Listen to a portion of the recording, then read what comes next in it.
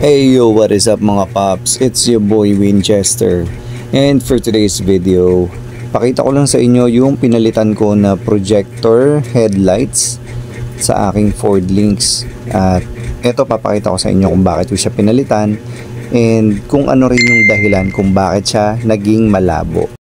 Alright, so ito, buksan ko lang to, alisin ko lang yung mismong projector niya, yung lens, para makita nyo yung dahilan kung bakit naging malabo or naging pangit yung focus nung beam pattern ng projector headlight ko.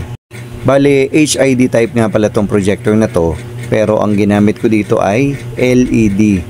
Ayan. Ito, yung madilaw na yan yung naging cause ng paglabo ng beam pattern.